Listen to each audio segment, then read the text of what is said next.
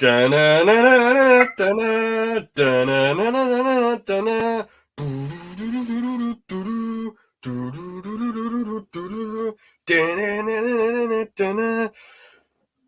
Liam coming from his headquarters in Moscow, Russia. It is Liam, the gaming channel. North.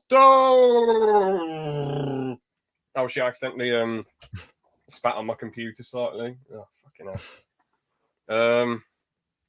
Yeah. Getting some little bits in your computer.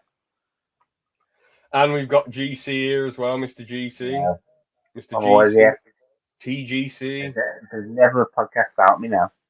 And actually, you know what? Calling myself James is very boring and dead ass. I know what I'll change my name to now. You should call it what? I'll call mine before the podcast started. No, I'm not doing that, George. I'm not fulfilling your bizarre fantasies. No. Jimmy C. Try a message James and he'll call you it what I have a name. What? The three C's: GC, TGC, and Jimmy C.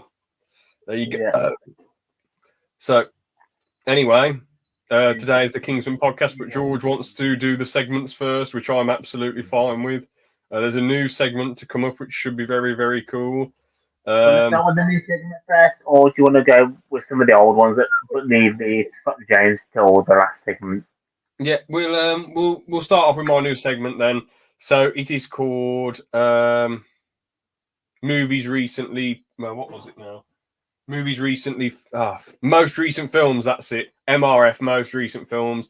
So this is a segment where each of us, or just one of us, well, I've got a film where basically we talk about the most recently watched film.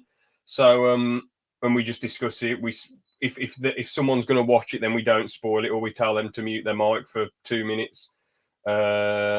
I've got a film now. The most recent film I actually watched was Kingsman, The Secret Service, but we're talking about that later, so I'm not going to use that in the segment. So the film before that was There Will Be Blood with Daniel Day-Lewis. So it was on Netflix, so I thought I'd give it a watch. This streamer called Abel, who does Mario Kart speedrunning, he said that was his favourite film of all time, and he watched it twice in 1 week. So yeah, and he's just watched it a shit ton. So, well, what's so funny? I've just thought something to say a bit later on for mine. So yeah. Okay. No, it can't be that weird Pixar film that you got dragged out of Reddit. It can't be that Pixar film, that Photoshop Pixar film. What, the field one? Yeah. If you say it wasn't that one, it's something else. Oh, okay. Anyway, so There Will Be Blood with Daniel Day-Lewis. Now, I haven't properly watched the Daniel Day-Lewis film. I've only watched I watched a bit of Gangs of New York, and I didn't.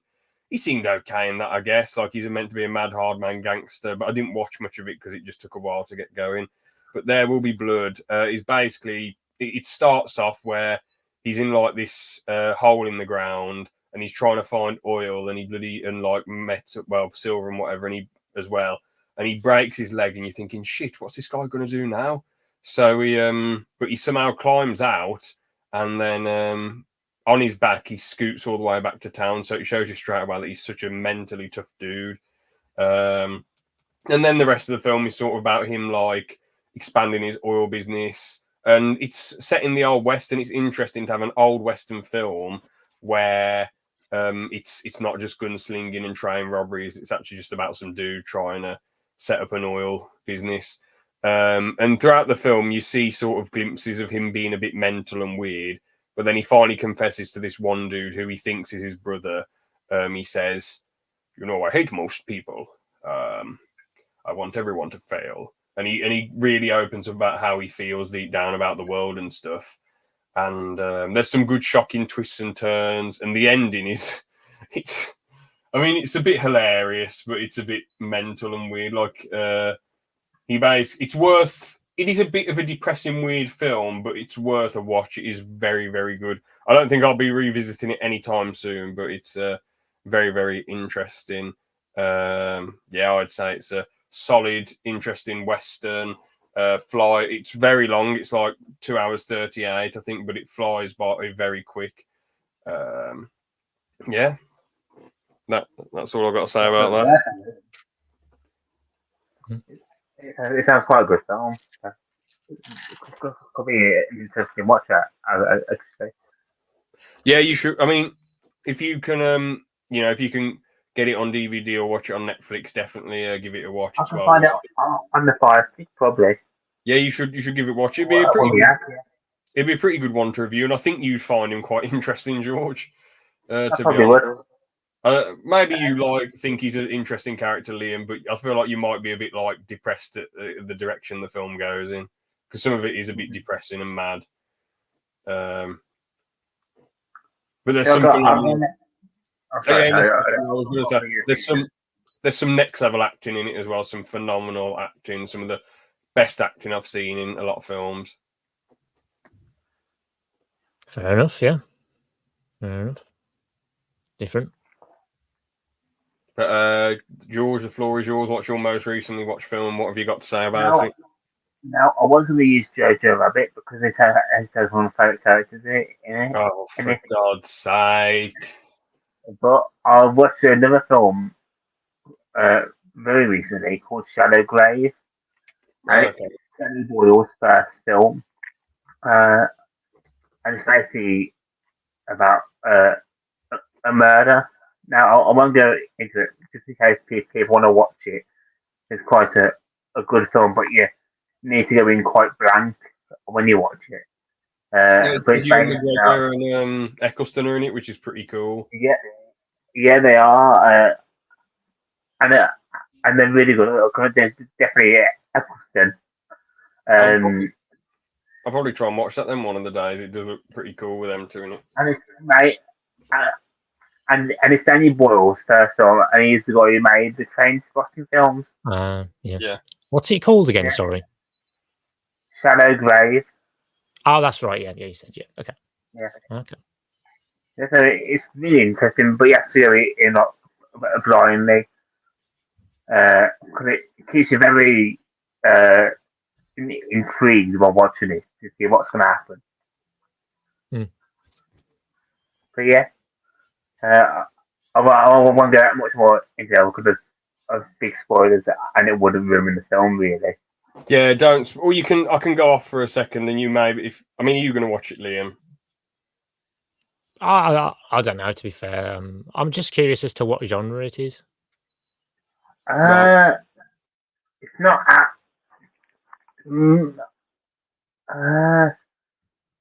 I say more mystery and suspense, that type of thing. Okay. Yeah, it's mystery and suspense, I'd say. So I don't know what kind of genre that would be classed under, but yeah.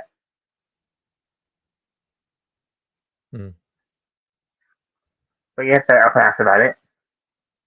Oh, fair enough. Yeah. Yeah, sounds just sound intriguing, like you said. Sounds intriguing too. Yeah.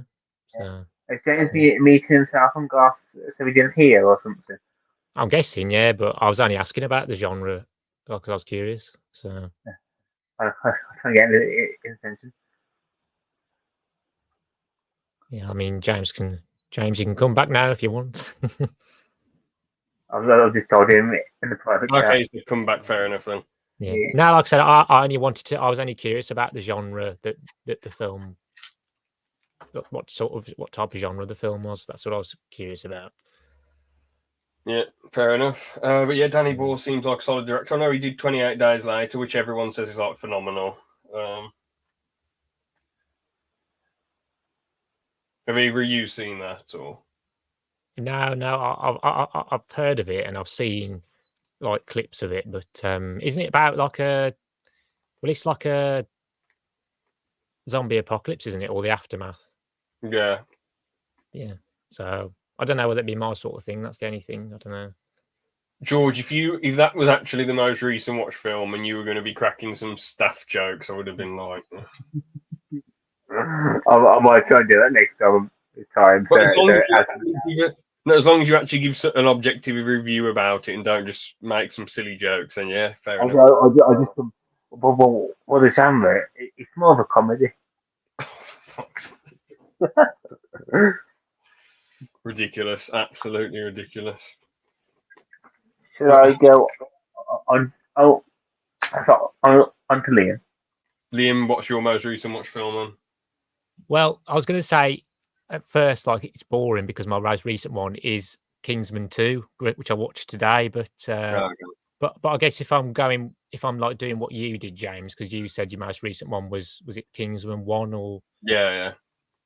But you mentioned the film you watched before that. So I think the film I watched before that, as far as I can remember, was I think Predator, which I might have mentioned on the podcast before, but I think it was Predator. I think. Yeah, I know, James. You said you've seen it. Have you seen it, George? I haven't seen that actually. I know it's Ben's favourite film, but oh, for God's sake! But that's about it. I don't think he's even seen it. I've seen like when you watch like Family Guy and things like that, and they like remake bits of certain scenes.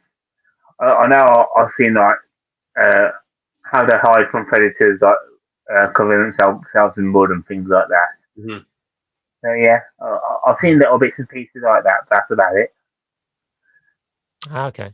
Well, yeah, I think that's worth a watch too. Though, to be fair, yeah, it's not a long film. It's only like I think it's only like an hour and a half or an hour and 40. Yeah. Yeah, I wouldn't I say. know, isn't it? Get down! Yeah. I think he actually says that's the film where he says "Get to the chopper," isn't it? I think he get says to the that chopper. Yeah. I don't know. I've been meaning to watch it because they brought out that new Prey film as well, haven't they? Liam, yeah. does he go wow like that in this one? Wow, like with a gun. I'm trying to remember. To be fair, I don't know if he does.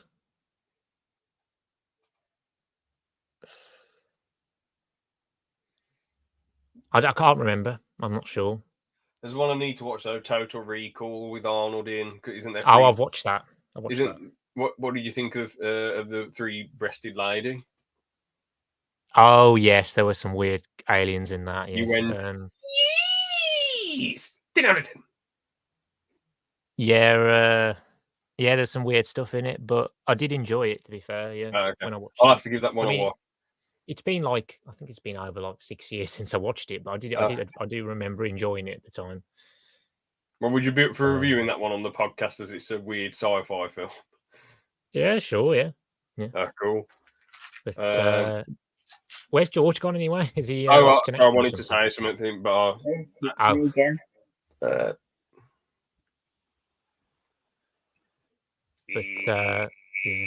Liam, what are you doing?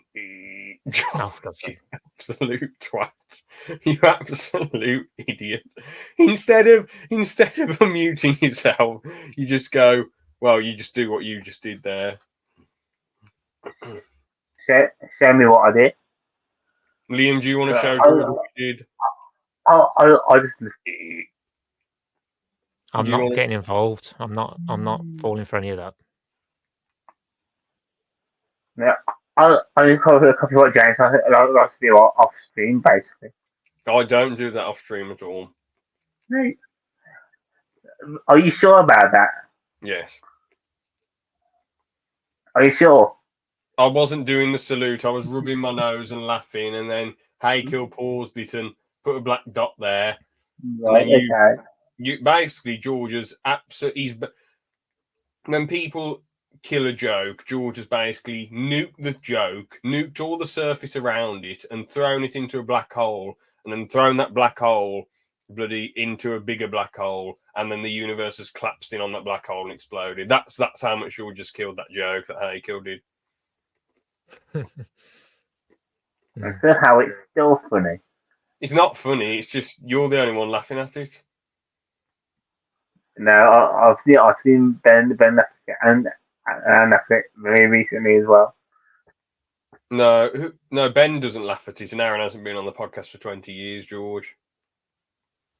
Oh yeah, I've got is on episode 4, and then it disappeared for some reason. Pretty much, yeah. I was just going But to yeah. say though, just like I was just going to say, yeah, I think it's definitely like I know James has seen Predator, but like Georgia, definitely I'd say worth a watch. Doesn't outstay its welcome, and you know I think it's pretty entertaining. You know, and how it's Yeah, shot I'll and definitely have to watch it. Yeah. Well, if I get on top of watching that Danny Boyle film, then that could maybe be my next most recently watched. Yeah, definitely. But yeah, what were we gonna? Oh yeah, educating Jimmy next. George, educate me, enlighten me with your genius. Oh, my genius, my genius, my genius. Wouldn't you like to know?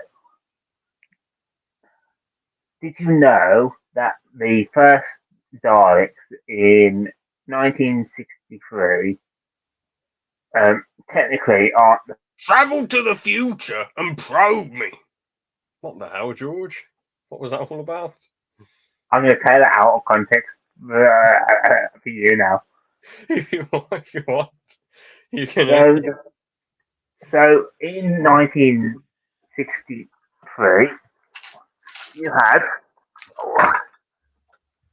well, these Daleks, but they had a smaller base and were all silver and blue, basically. Cool. So you had these ones in 1963, and these were the first ones you saw, but story-wise, they aren't actually the first Daleks. The first Daleks actually look like this, and they were called the Mark III travel machines. And you first saw them in the fourth Doctor story, Genesis of the Daleks. So these became these, basically. That's about it. Well, I've learned something. That's good. Yeah. Do you move on to addiction then? I do, because I have quite a few to show. Well, not a few. I've got new stuff to show you, basically. So I'm just trying to see where two of the other things. Oh, I know where two of the things have gone. So first of all, we've got the new Time Lord set, which has these three figures in there. So you have the Fourth Doctor. You have where's the box? So I can actually tell you the names.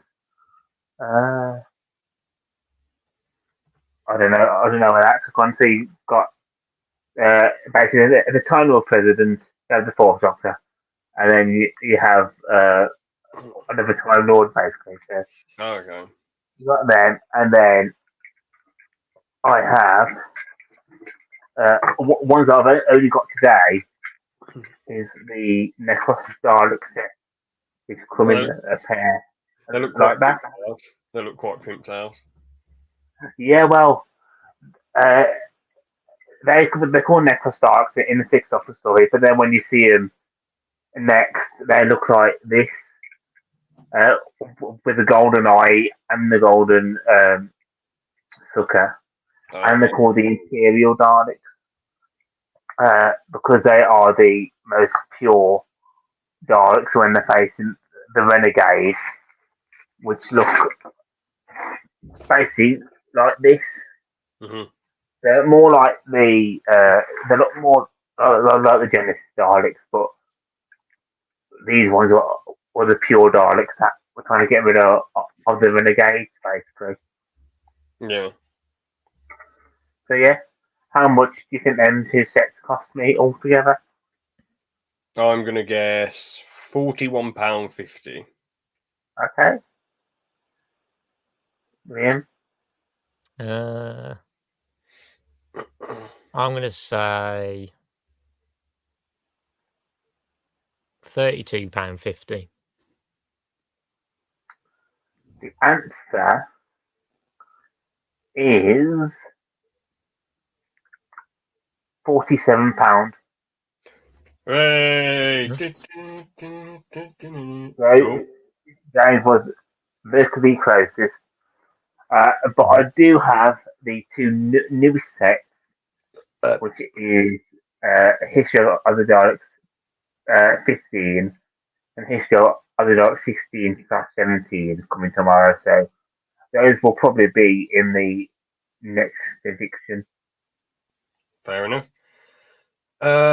Let's do Spot the James then. I'm not looking forward to this one, but Now start with the Doctor Who one, as I say.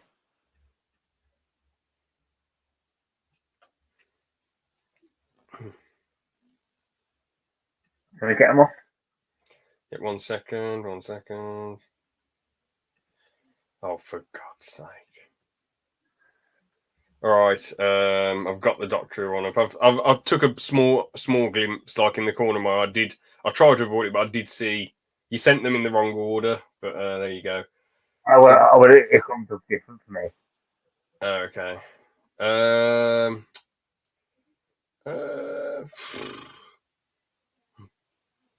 Quite an easy one, that is. Oh, that was really good, George. Fair play. You're gone. No, I didn't think it was easy. I thought you did a good job there. I thought it was a. Oh, brilliant. Thank you. Yeah, there I am. Very good, very good. The photos. Oh, yeah, I can actually see your face now. Yes, now I can make it out. Yeah. The photo software is just quality, just absolute quality. Yeah, isn't it? Oh, for God's sake. There I am. Oh, yeah. I mean, you picked a very interesting photo of me from years and years and years ago on Sports Day at school. Very questionable from you, George. And you've got That was the first one I found. Is he licking an ice lolly or something? I think he's put his finger in his mouth. Oh, okay. And then and there's Harvey Price. So yeah, very that was a crap addiction, not addiction. That was a crap Spot the James from you there, George. Now the next one is very topical. Oh, well, that was easy. Oh, God. Oh, yeah, there I am. Another fucking shit one, George. Well done. That's kind of in India. There is another one hidden. Okay, so that one did catch you by surprise, to be fair. Oh. I mean, what was the point of this? Where am I? George, where am I? What was the point of this? I know you're not in that one.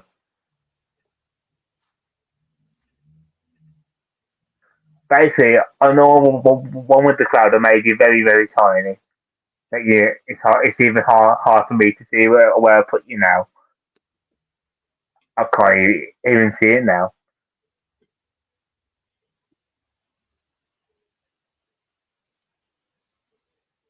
I can't see it, man. That's the only one I can see. I can't either. I might have sent you the wrong one.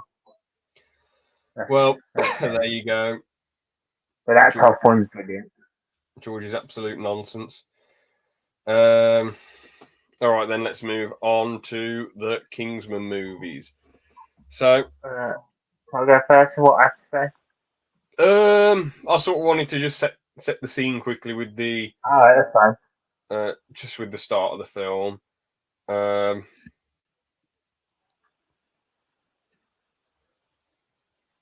So yeah, it's cool how it starts off when they're fighting terrorists years ago, you know, and I like the edits where some of the rocks get shot and the rocks fly up, and then it creates some of the title. That's really cool. I like how it's just some random dudes who you'd assume are soldiers, but they're actually secret agents, and the one man sacrifices himself because the other man, Harry Hart, he didn't see that the terrorist had a grenade on him. And then Lancelot, he becomes a Kingsman. I don't know the real actor's name, but he plays Norrington in Pirates of the Caribbean. And then he goes to this lady's house, the dude's wife, and says, "I'm sorry, I can't talk about his achievements. I'm sorry about this. He's dead." And she's like, I want No, Leah. that's Colin Firth who does that. Huh? He was Galahad. No, I know that. I know that. I know that it's Colin Firth who does that. I was just saying it's Harry from. Sorry, it's from. It's whatever Lancelot is from Pirates of the Caribbean. That's what I was just trying to say. Sorry. But yeah. Harry goes to Eggsy's house and then he gives him the little necklace, and he's like, "Say this, Oxford's not brogues. There you go, son." And then we see that Eggsy's in the shitter a bit. He's just a bit of a typical London chav, and he's just farting around. And what the hell is George doing? I'm just listening. Okay. But yeah, I'll let you say what you want to say, George, as you're clearly a bit bored. No, I'm not. I'm not. So I've just got to do something in a bit. That's all. What do you want to say about it then? So, because I think I saw the film.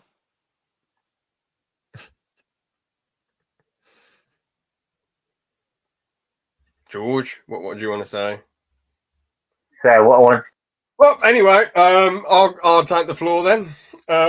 So yeah, Harry goes back and says, sorry he's passed away and stuff, and it shows that like soldiers, they do get their medals, they do get their war hero stuff, but secret agents, because of their safety, because they have to be kept safe and stuff, and private people can't find out who exactly they are. No matter what they do, they never get credited for it. And you don't think about that, do you? You don't think about the FBI, CIA, and whoever they're, all the things that they've done, good or bad. It's not going to get recognised or really that well known. It all just stays completely, utterly private for the protection of the agents and the agents' families. What do you want to say then, Liam, about the film? So, like the start of it or what have you? Yeah, like I say, I liked that, like you said at the start, when they're in the Middle East or wherever, and the rocks are falling off, but it's like forming the title or whatever. And yeah, like you said, it was interesting how Eggsy's dad, he sacrificed himself at the start. Of course, we didn't know it was them. We didn't know who they were at the start, but yeah. And I was going to say, then after it, from I remember, it jumps forward 17 years, doesn't it? And it shows you Mark Hamill, because he's the professor, isn't he? Professor Arnold, and he's Professor in that house. Skywalker, you mean? Yeah, well, you could say so. Yeah, yeah, but that's where Lancelot goes, isn't it? Yeah, he goes in, he kills a load of dudes, and you're thinking, bloody hell, a Kingsman agent, they're very, very skilled. And he's like, well, would be a shame to waste this brandy. And then Mark Hamill's like, oh, he's a bit shocked and worried. But then Samuel Valentine's assistant just kills him out of nowhere. He's just like, oh, I'll answer the door now. And then he body falls apart. Split in half, yeah. Yeah, splits in half. Yeah, so that was a bit of a shame. But then Samuel L. Jackson's like, I have a feeling we are going to be the best of friends. As soon as this is all over, which is pretty cool. So I suppose it's just interesting, isn't it, to have Mark Hamill and Samuel L. Jackson in the same film? Oh shit, yeah, because I guess he was Master Windu.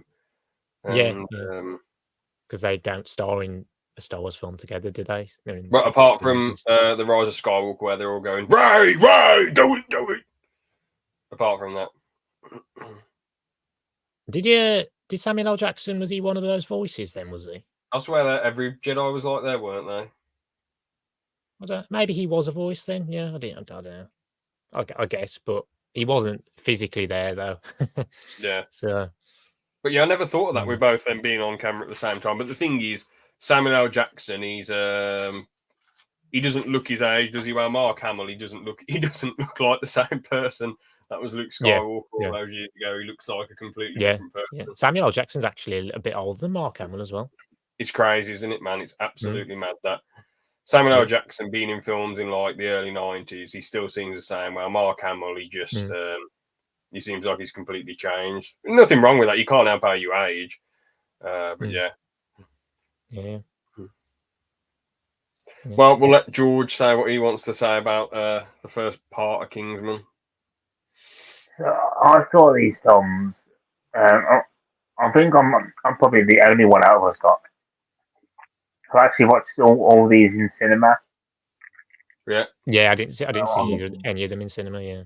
So when the first one come out, when it finished, it definitely felt like it. You watch the first on a brand new series that it would be around for quite a while.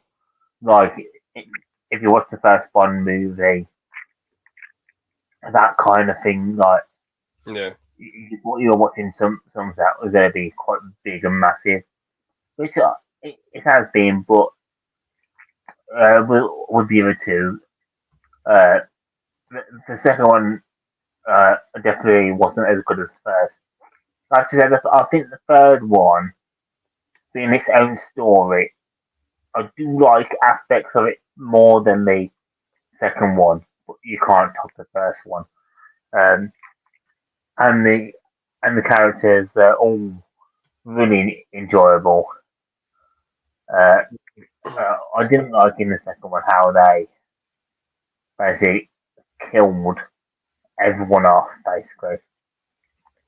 But I do think like I forget her name now.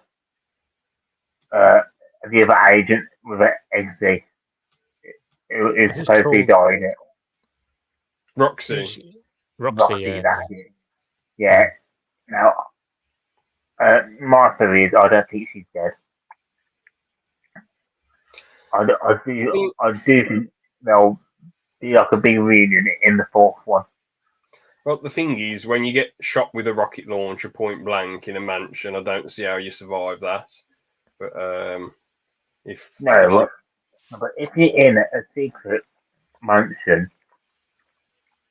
well, that is run by one of the biggest secret organizations. There's going to be an escape hatch for the agents.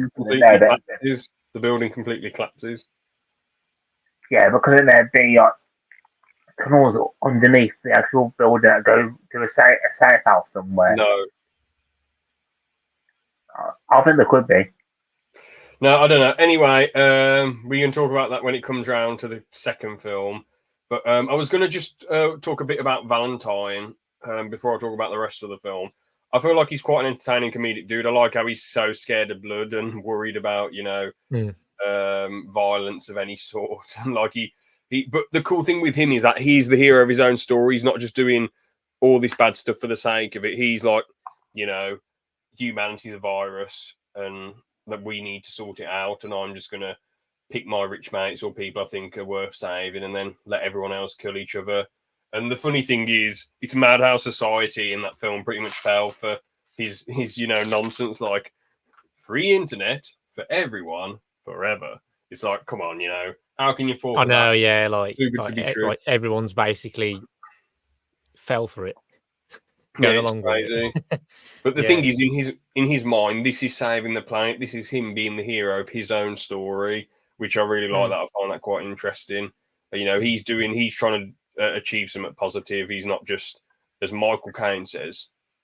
Well, Michael Caine says some men just want to watch the world burn, but obviously he's not one of them. He's trying to save the world in his mind. Well, you can already get that for free, George. You mental case. Don't you think I already know that? Yeah. Well, what was you don't want to know.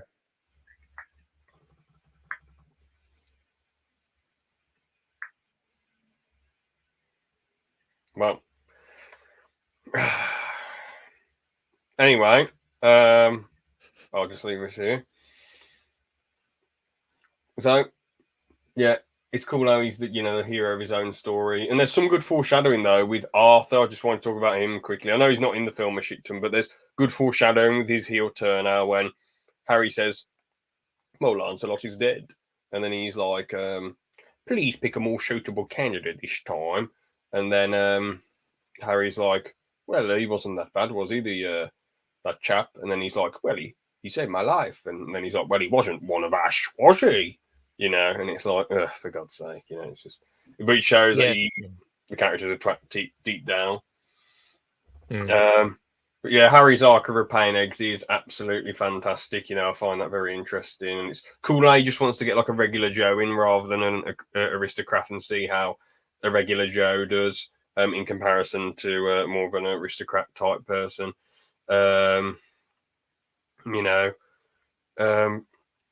And the train scenes are really good as well. I really enjoy them. George has put over and over and over again. But yeah, I love the training scenes, man. I love when he's like trying to become a Kingsman. Obviously, the action's great, the fight scenes are great, the camera work's brilliant. I love the bit when he's like, what is it now? When he's like, "Manners maketh man," and he throws down with everyone, and he does try and resolve things peacefully. Harry's not like some sort of person who's an absolute mad lad who's just trying to wreak havoc and cause a ruckus. He's just defending himself, really, isn't he? And they're just being dickheads to him. So and the fight scene itself is really cool. It shows off all the Kingsman gadgets, like the bulletproof umbrella, the watch that shoots into that dude's neck and makes him faint, the electric thing, the shooting thing from the umbrella that makes that dude do a backflip and land on his back. Well, technically a double backflip or whatever. It's a really cool scene, and I love the shot when there's a lot of good shots in it. I just can't remember them all off the top of my head. A lot of good transitions. Just unfortunately, just can't remember them. But I love the shot when they go in the underground tunnel, and then the camera goes up and goes all the way to the Kingsman base. That was really cool because it shows us how fast the tram's going, and also it saves the Kingsman editing staff having to edit the train going underground or the little shuttle or whatever. And yeah, then we meet Merlin, and he's a legend. He's quite a brilliant character, quite a fun guy. And we meet all the other people. Obviously, you got the dickhead Charlie and all of his mates who are like, "Oh, yes, too part." And then we come to the first practice for Kingsman, and it's quite cool how it's just the water rise, and you think, shit, they're actually going to kill everyone, like Merlin said when he's like, a body bag for you and a body bag for your next of kin if they tell anyone about this. All right, then, good night, everybody. And well, that's not a good Merlin impression, but yeah. George has put something in the private chat. Oh shit, have you got to go, George? What's up? I was saying that. I'm going to say it's staying till 9. Oh, I didn't think you had to go. I thought you were just going by choice. Yeah, I'm not. I'm just not being the best, that's all, mate. Oh, okay. Yeah. Well, you say everything you want to say, then as you got to go, I'll give you the floor. No, I've actually said quite a bit, but like, I think the second villain in the second film doesn't show a lot of danger. Really, the only danger is the 2 dogs that they have. And then with the third one as well, I like how it's set in like a war setting. If you know what I mean, like I like the different change of era. And the death in the third one, it was really surprising to me. I think that's the same for you two as well, isn't it? Yeah. Well, what did you say? The death in the third film. Oh crap! Yeah, well, I'll talk about it later. But yeah, it was definitely the most heartbreaking death in the series. So yeah, that's about it. Right then, I don't have a lot to say, but I enjoyed all of them. Cool. But yeah, I'll see you guys on Wednesday. And Well, I don't know if Liam's joining for the boogie reaction. I was Yeah. going to say, I was wondering what you're on about by Wednesday. Yeah. I mean, No, I'm probably not going to bother with that one because it's not really something I'm. yeah. I mean, you're welcome. You are Alright. welcome to join if you want, but it's about it's quite a depressing documentary, and I don't know if you'd have a lot to say, but you are. And the full time stream, it might get demonetized. Excuse me, demonetized. But I'm guessing we'll have another Colleen podcast as well with what's I don't know. happened It today. depends how much. It depends how much there is to say about this latest drama. Well, she's definitely been lying again, and if you watch the video that I sent you, she's posted it at a really sneaky time because she posted it at the time where like news articles like one of the people who write the articles like stop working for the weekend, so there won't be articles until Monday. She posted it during the night in the UK, so a lot of the victims couldn't respond until the next day. Yeah. It's very sneaky. So yeah, I'll see. Okay. Oh, excuse me. I'll see you guys later. All right then. Peace, George. See you later. Yeah. Hopefully, GC hopefully George put some comments in the chat still. But yeah, so what was I saying? Oh yeah, about the training for Kingsman. Yeah, it's honestly the first half of the film I like it a lot better than the second half. I'm not poo-pooing the second half, but I just prefer the pace. And the thing is with a lot of spy movies and agent movies, the spy's already a spy. It's just about them dealing with stuff and adversity. Well, this it's like about Eggsy becoming the spy and all the training he has to go through, and it makes things feel special because he has to go through so much training. While some people are just like, I don't know, they're just chosen to be a spy and they're number one already. While Kingsman, it's like a tournament and only one person can be the Kingsman, the next Kingsman, Yeah, it feels really fleshed out in that sense, yeah. But yeah, all the training segments were really cool. What was the second one? Well, there was bits where they were shooting targets, like when Charlie was mocking Eggsy and saying, "Oh, well, blah blah blah, it's positive discrimination." What else was there? There was the jumping from the plane one, which was really cool. I like how it's foreshadowed that Kingsman were just doing what they were doing to like intimidate people and make people realize, like, yeah, this is real shit. It's very much, mess around and find out at the end of the day. Some very deadly stuff that goes on in the spy world. So, because like you remember with the parachute segment when Eggsy's like, "Am I the fucking expendable one, bruv?" And he's like, "No, if you have a complaint, you come and whisper it in my ear, laddie." And then Eggsy walks over to him, and then he goes, "You need to take that chip off your shoulder." And then that was epic. I love that scene. And Eggsy falls back. So, and there's other stuff as well. It's like that woman who drowns. She's just someone who works in their Berlin, in the department in Berlin or something. It's like they're not actually going to kill anyone. It's just part of the training. They need you to, you need to be prepared for this sort of thing. I really enjoyed the train bit when when he's like, "Eggsy, is Kingsman really worth dying for?" And then he's like, "Fuck yes!" And then Harry's like, "Bloody well done." And then he's like, "Roxy passed with flying colours. Do you want to, let's see Charlie take his turn?" And he's like, "I'll tell you whatever the fuck you want to know. The leader of Kingsman's Arthur. And Michael Caine's like, "I was so disappointed in you. Untie yourself, you fucking twat." And then he's like, "Daddy's going to hear about this." Oh, God. What did you think of all the training and all the stuff I said then, out of interest? Yeah, that was cool. Yeah, I did enjoy that as well. Of course, like Eggsy's kind of like it's kind of like a fish out of water because all the others are like they're from more affluent backgrounds, aren't they? Yeah.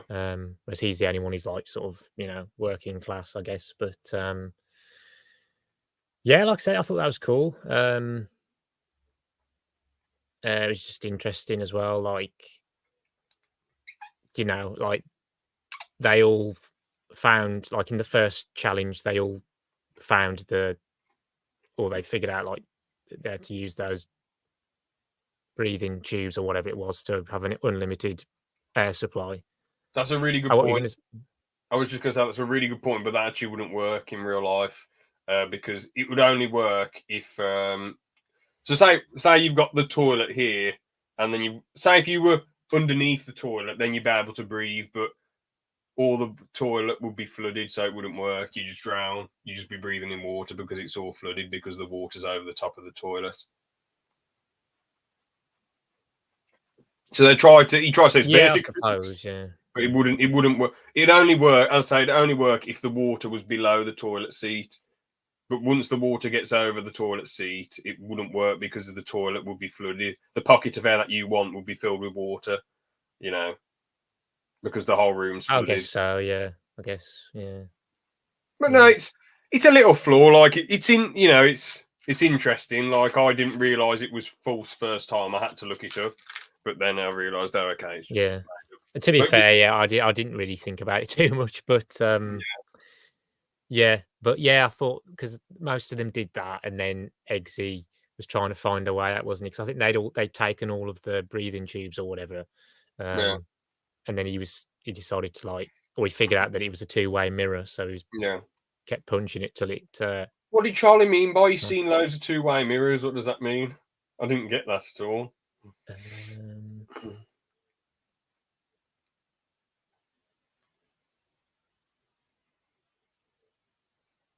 I don't know. To be fair, I don't know. I didn't get that joke at all.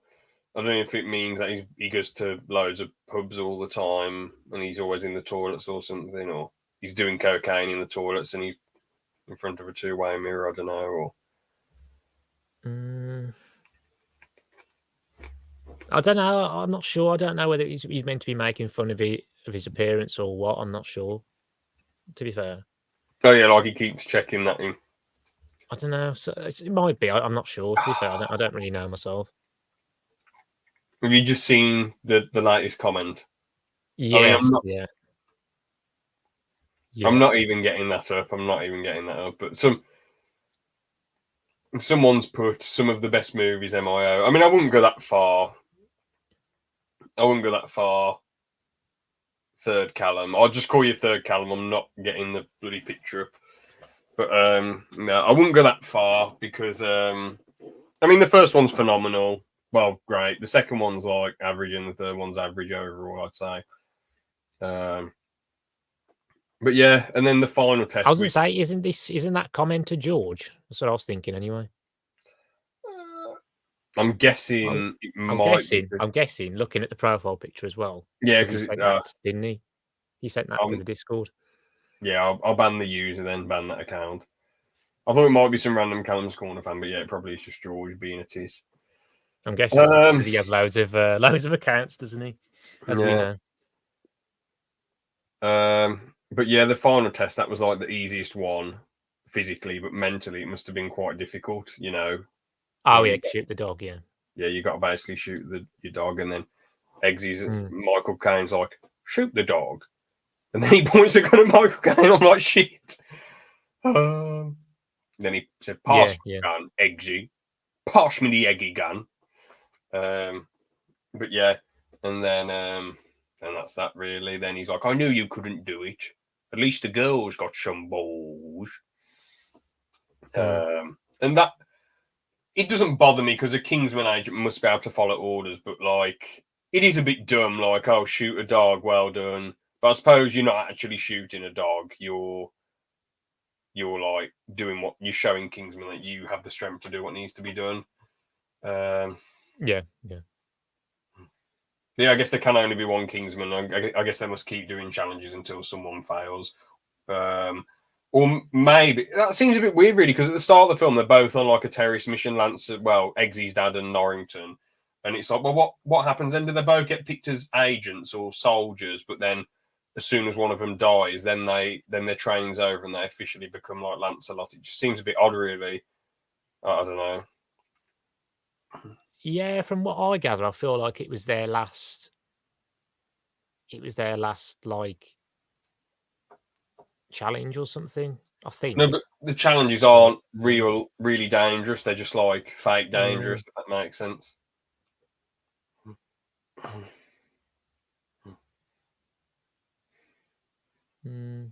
don't know. I just, unless I'm remembering wrong, I just feel like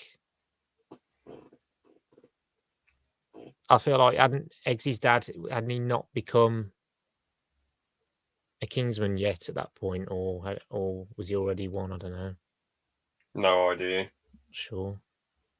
No, but they just take their trainees on missions. I don't know. But yeah, then Harry's like, it was a fucking blank, for God's sake. And he's like, you throw all this away for a bloody dog. And then he's like, well, what the fucking hell did you do to your dog? You had it stuffed. And then he's like, no, he died of pancreatitis 15 years later or something, or 10 years later or whatever. I think he said, I think it was 11. Okay. Yeah. And then Harry's like, well, I'll slap your bum when I get back home, Eggsy.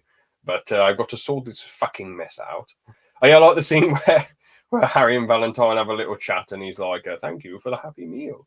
And Valentine's like, well, I would have fancied being a spy. And then Harry's like, well, I would have rather fancied twizzling my mustache and my pubic hair as a villain, thank you. And then he's like, shame we both had to grow up. You know, that was a really good scene. I really like that. Yeah, when Valentine's kidnapping people, that's cool as well, because it shows his plan is coming together. Because, like, if celebrities said no, they'd run and blab about him. And then the ones who have the implants in their necks, he can kill them if he thinks they're going to blab. But he's so daft. Like, he's like, I fucking love Professor Arnold. For fuck's sake, I didn't want to kill him. He's a great friend. It's like, well, the thing is, he didn't even give him a chance to, like, not squeal. Like, Harry grabbed him. And I think Harry slapped him and then grabbed him. And then he's like, I haven't even touched you that hard, for fuck's sake. And then he's going, I wasn't supposed to talk. Ah! And then his head blows. Yeah, and then it blows up, and it I guess because Harry's within range of it affects him a little bit, doesn't it? And then he's in hospital for a little bit. Yeah. What else? But so yeah, that was a great scene.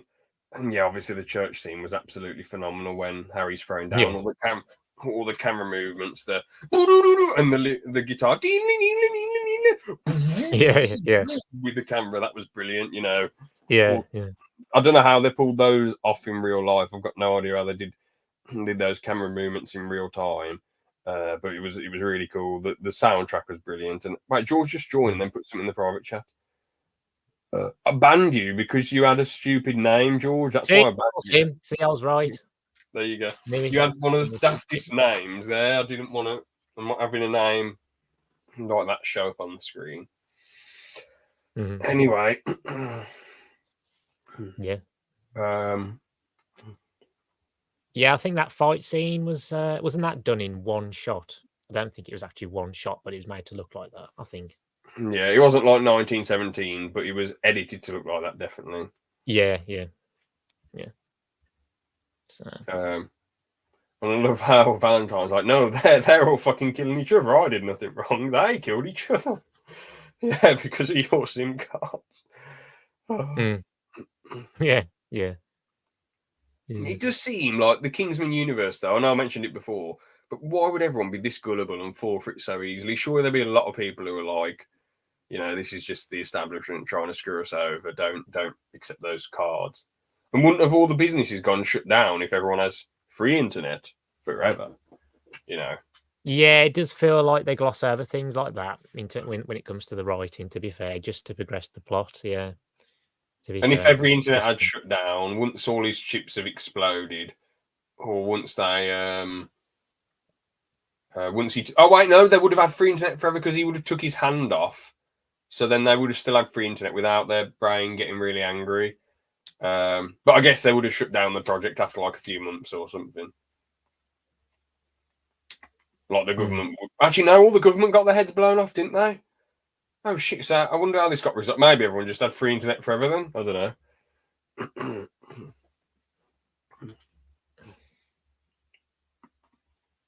I don't know. Actually, I didn't think about that. Yeah, I don't know. Because all the government get blown up and yeah, and all those people in those secret bunkers. Yeah, yeah. That was funny though. That scene though, because they were just like fireworks. Actually, it's actually beautiful to look at. Which is ironic. Mind you, there may be some politicians who are probably locked up. Tokyo Reviews, Callum's poo-poo corner. But I surely like some of the celebs. Well, he had loads of cages, didn't he? So there were probably loads of politicians locked in those cells, weren't there? So yeah. The Swedish princess, though. That was such an amazing ending to the film. That was by far the best ending to any film ever. He's like, Merlin, you're the governor. It's panning down. It's a Swedish princess's house, and then Merlin's like, "Oh," he's like, and then shuts. Yeah, and then it transitions into the end credits, which is cool. Yeah, that honestly, that was probably the best, one of the best edited endings. I really like the way it was edited, and the ending itself, honestly, might be one of my personal favorite endings of all time, just because it's not Eggsy going back to a celebration of everyone going, "Hey, you saved us!" He's just him having a lot of fun with the Swedish princess, and I just think, bravo, man. Yeah. Yeah, it's not like the ending is just like it just ends in the same place, doesn't it? It's not like I wish that's how Star Wars ended. Like they're going yubna bloody da, and then or well, whatever the remastered song was, that's it. Yeah. No, DW Boy isn't banned, George, you pleb. It's me, the only one not banned. I knew you'd like that ending. Yeah, because the Swedish princess is. But what Han Solo should have just ran off with Princess Leia, and then we just get a POV. Han Solo having fun with Leia, and then that's just the end. I mean, it would have made it like a 15, but still, or an 18, but still. Well, 15, yeah, I think. Yeah, it would have been good, and then it just ends with like Lando going in, and he goes, "Oh," and then shuts the door. Then that's the end of the trilogy. Oh yeah, he says, "Hello, what have we here?" Oh yeah, like he says in Empire, is it? Or was it Empire? He says it. Yeah, he says it. Yeah, when they meet him. Yeah. Oh, that would have been amazing. I would have loved that. That would have honestly been the way to end the trilogy. Oh god. Anyway, yeah. So Harry gets killed by Valentine, which is a bit of a shame. But Harry got caught off guard, and he was just trying to, figure stuff out. But he got shot by Valentine, was ambushed by him, and it was very sad. But I felt like it was a necessary thing because it's like Eggsy's mentor unfortunately died, and he needs to take that place now. And I love the sleight of hand scene where he's like, "Are those Kingsmen?" And then he swaps the drinks, and then he's Michael Caine's like, Eggsy's playing to it so much. He's like, "I thought that whiskey tasted shit." And then he's like, "I'd rather be with Harry, thanks." And he's like, "So be it." And then Eggsy's like, and then Michael Caine's like, "Oh!" And he's like, "You fucking little prick." And then he just died. Yeah, the true accent comes out. Yeah. Yeah. Oh god, that was amazing. I love that. Yeah, good scene. That was hilarious, death. What do you guys think of the fight scenes? Yeah, I mentioned that, George, already. I'll send you guys random questions for you to answer. Oh dear. And then we get Eggsy invading Valentine, which is great. It's cool when he like uses the gadgets he shoots. Oh yeah, I forgot to mention the gadget scene is brilliant. I love all the guns and all the gadgets that they have. The little thing that comes out the shoe when you slap your shoes together, the little knife, and the grenades, they're cool, and all the weapons and the umbrella and everything. It's just really cool. Roxy has her own mission where she's got to destroy the satellite, and I love how arrogant Samuel L. Jackson is. Like, you didn't stop. Well, Valentine, you didn't stop shit. Oh yeah. That There was were a really few moments funny. in the film which made me chuckle a bit. I can't remember whether it was that one, but might have been that might have been one of them. But yeah, there are a few funny moments. Yeah. And well, it made me smile a bit when he was like, well, Cosworth or whatever he called Merlin. He's like, you graduated from my pilot to my valet. And he's like, you cheat. Yeah. Yeah. That was funny. Yeah. Well, then he winks at him because it's obviously getting him to stay in the plane, while the other people are none the wiser, so he can do his hacking. And yeah, it's cool how they're so like screwed because there's so many soldiers. And I love how Merlin, he's not that, like Eggsy looks really sad. He's like, tell my mum I love her and all this jazz. But then Merlin's exactly how I'd be reacting. I'm not trying to look up to myself, but I'd just be like, oh, for fuck's sake.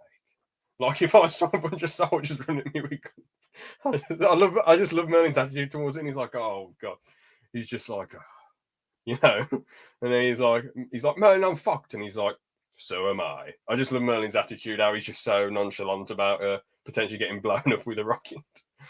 Yeah, I guess it kind of makes sense as well, though, doesn't it? Because like Eggsy's new to all this, whereas he's got the experience, doesn't he? It's nothing new. Yeah. He's seen it before, I imagine. So Yeah. But yeah. But then the last second, it wasn't Merlin's inside which saved everyone. Eggsy was like, you know, those chips that were no use to us. And he's like, oh, yes, laddie. And Simon Valentine's like, what the fuck's happening? And then it's like, doo, doo, doo, doo, doo, all the heads blowing up. And he's like, you fucking idiot. Did you think I was stupid enough to put one of those things in my own head? That just made me laugh as well. Like how angry oh he yeah, was. and that's where is it Charlie? He pops back up, doesn't he? Because he's been invited, or his family's been invited. No, that was to before Valentine's. Eggsy punched him in the face.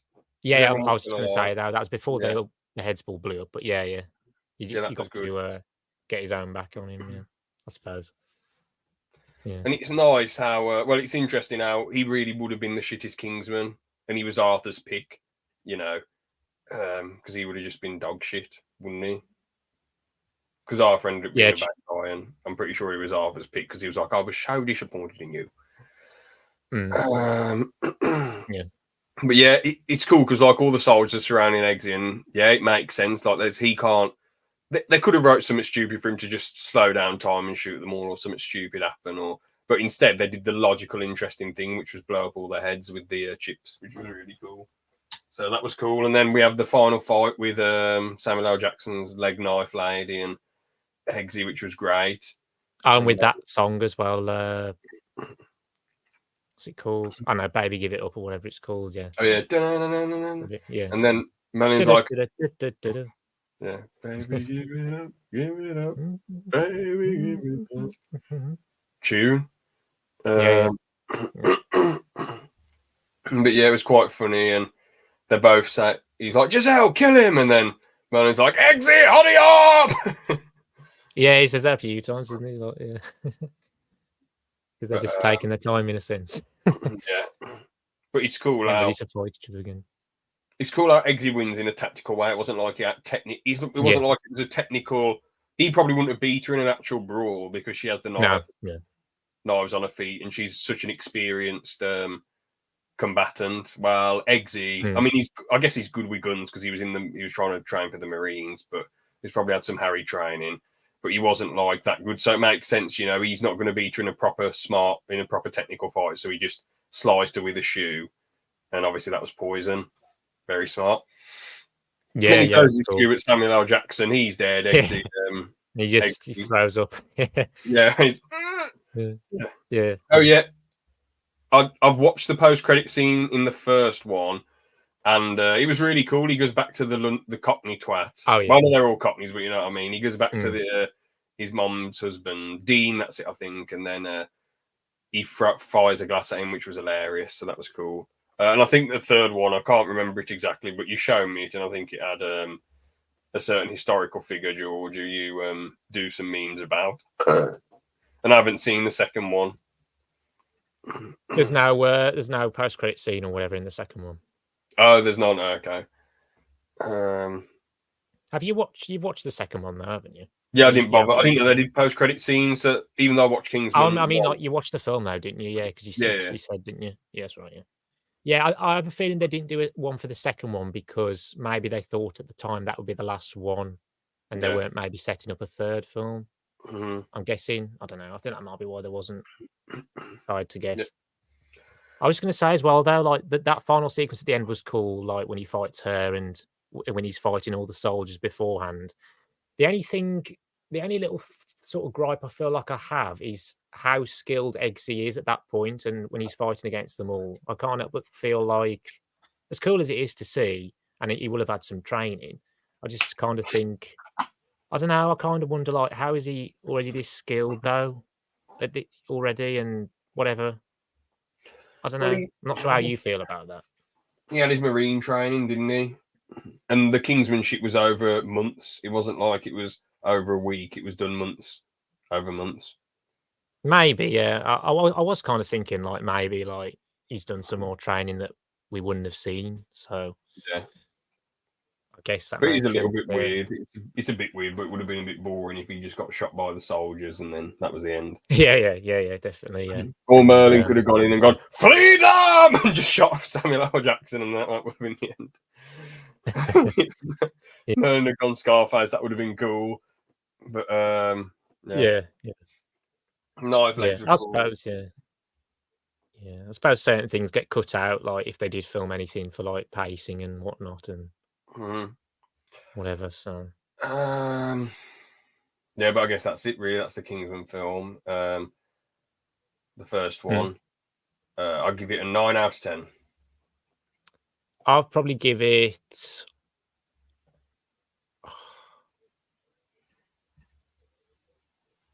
I'll probably give it an 8.5. Cool. Anyway, on to Kingsman number 2.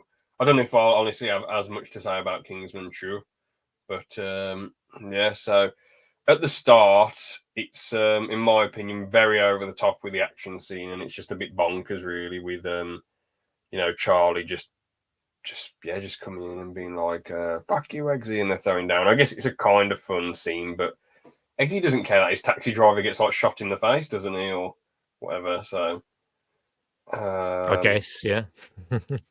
the way he escaped was, I guess it's cool how we see some cybernetic enhancements with Charlie's arm and stuff. But yeah, I mean, as well, we do get the villain in the intro, and I don't know, she just comes across as a bit of a mad weirdo, just causing raucous for the sake of it. Her plan seems very like Kingsman-y type, where like it does seem like a bit of a mad, silly thing, like make drugs completely legal, so I can sell everyone my drugs. But it just seems a bit like, I don't know, it's not as interesting as Valentine because she's not the hero of her own story. She's just a bit of a twat. And yeah. I was going to say she kills one of her like people, like this new person. She's like dumped this bloke in the shredder. Yeah, he's thingy. What's his name? He's Lily Allen's dad. What's his name? Oh, is he? Yeah, there's like this Kingsman 2 is chock full of celebrities, like famous actors. What's his name? I'm trying to think. Keith Allen, he's called. Yeah, Okay. he's an actor as well. Yeah, he's been in some stuff. That's who he is. Yeah. Yeah, like you said, though, I don't know whether I did enjoy her as much as Valentine. To be fair, how did you feel about them bringing Charlie back as well and bringing him back so soon? Because you would have thought he'd be dead, wouldn't you?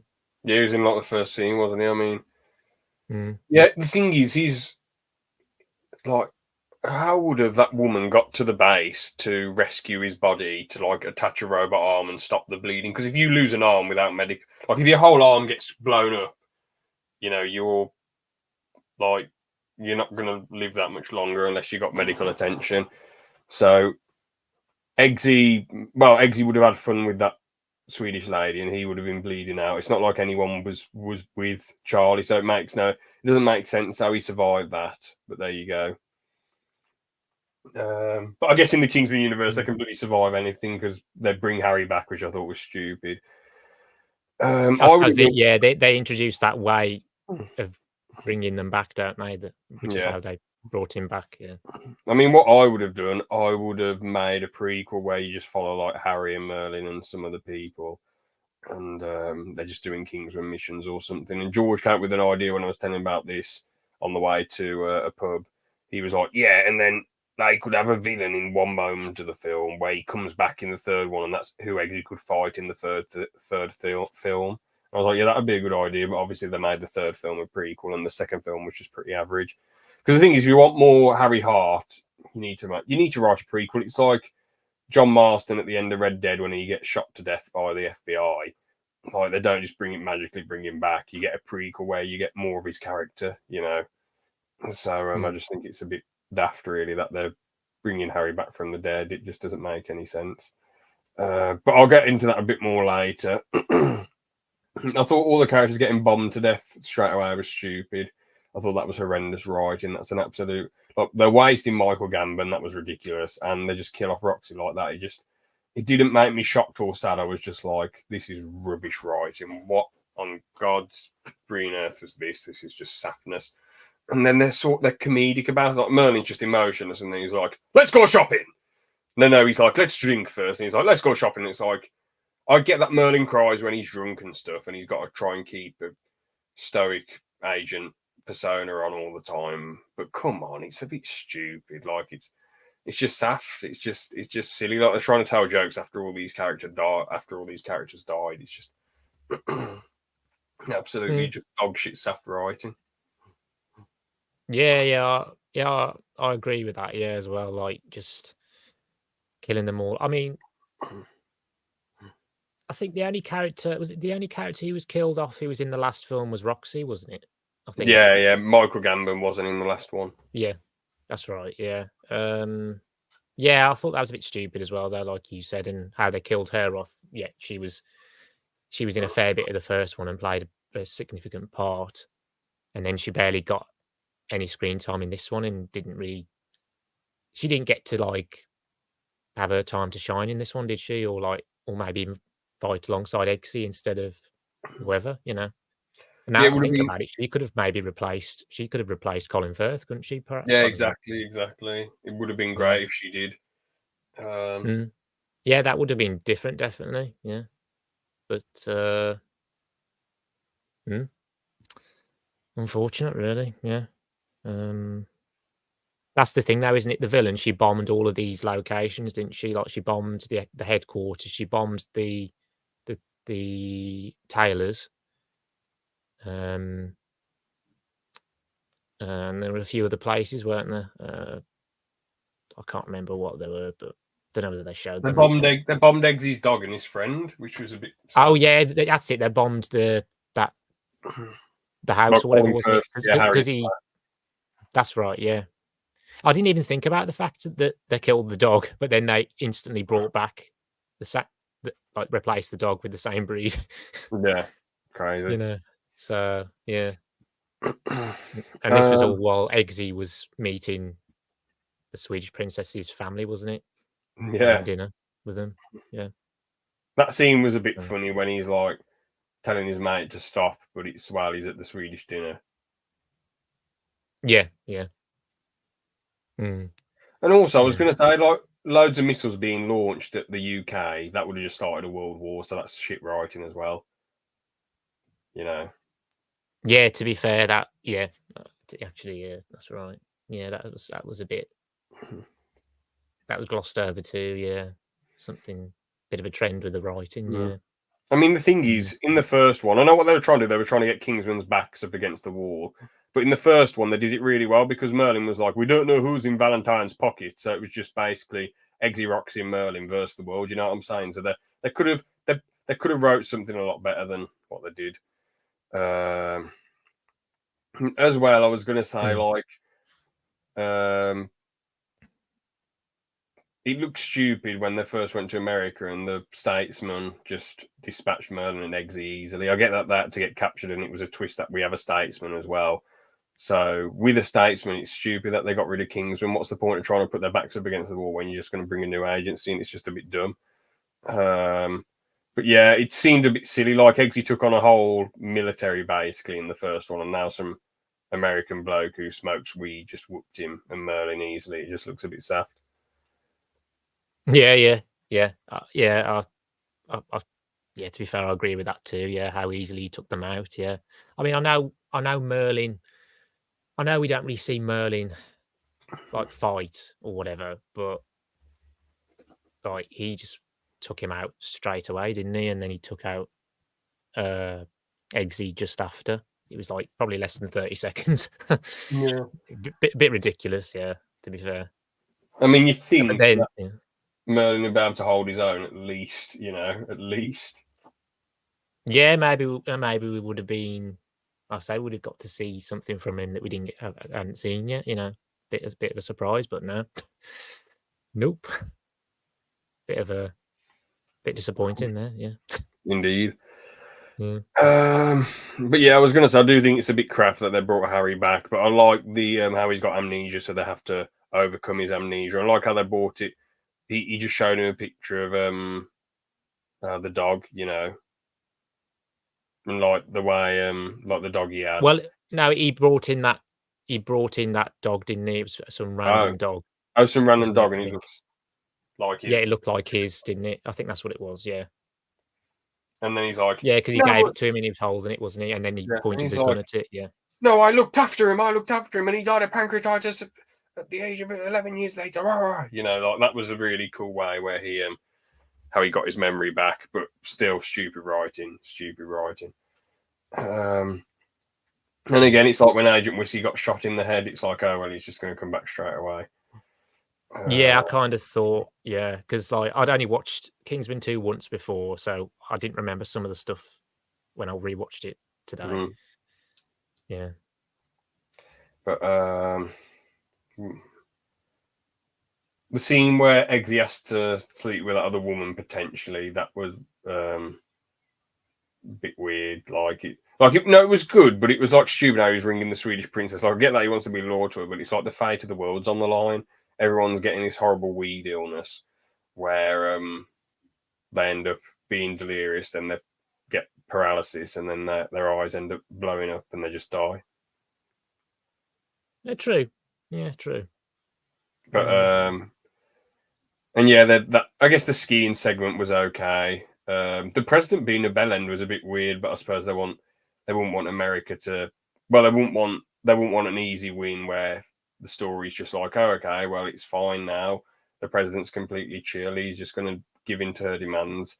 They're going to want someone who's like, well, he gets rid of all the fucking druggies, So I guess it was another obstacle there. I don't get how she kidnapped so many people and locked them all up when her operation doesn't even look that big and there's only like about 20 soldiers. I know, yeah. That escalated quickly as well. Yeah, definitely. And there was a good transition where I think there was some weed in a bag and then it showed her island and the trees. That was a pretty good transition. Oh yeah, that's right. Yeah, one of those. Yeah, they continued with the cool transitions in this one. Yeah. What else was I going to say about the film? So yeah, the villain basically just sits around for ages, does nothing apart from act a bit evil and odd, I suppose. I didn't like Elton John in it. I wish they just chucked him in the shredder. That was nonsense having him in it. Actually, that would have made the Kingsman 2 one of the best spy movies ever. If Elton was just like, "Thank you for saving me," then they just chuck him in the shredder for no reason, then the film ends. Oh god. But no, I thought it was stupid having him in the film. Very stupid. But again, as you said earlier, they had a lot of daft celebrities in it. I was going to say, mostly famous actors, like aside from like Elton John. So, but I was going to say Merlin's death was all right. I know some people online poo-poo it and say it's daft, but like I thought it was okay. It was emotional and good.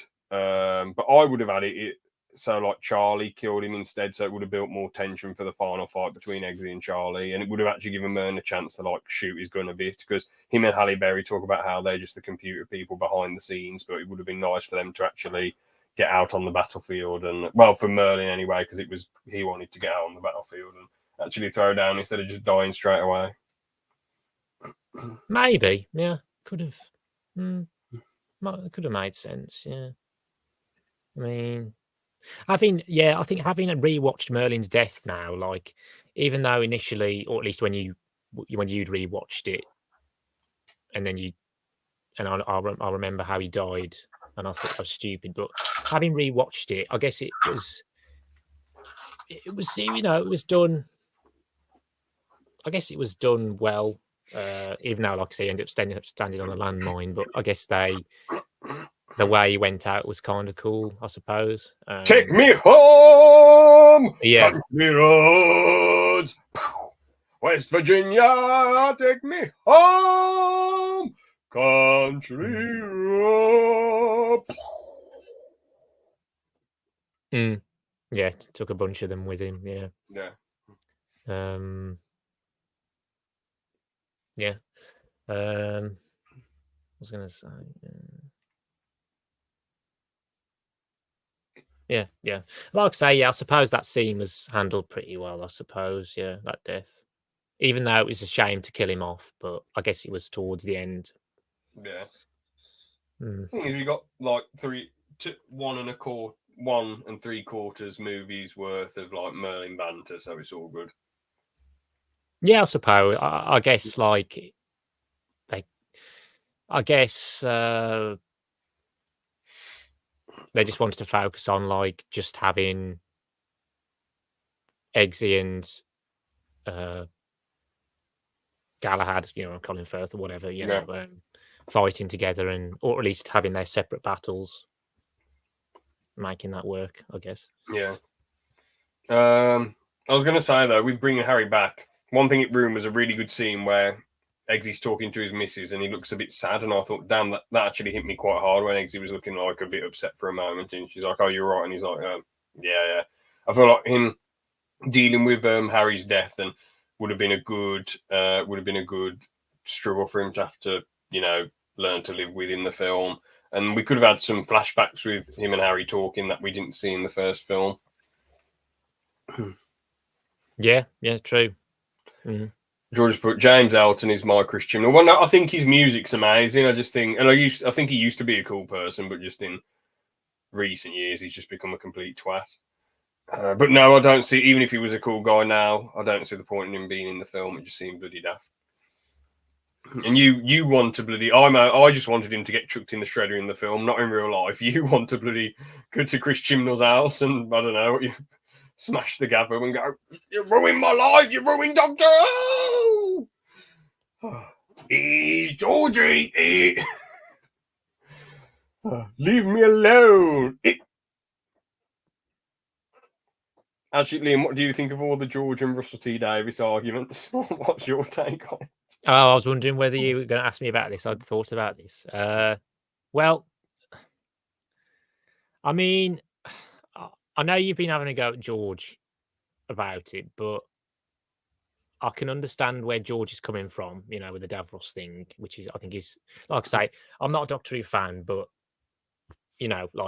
I think it's stupid, I guess, that they're trying to make Davros different and trying to, not be offensive, probably more PC rubbish.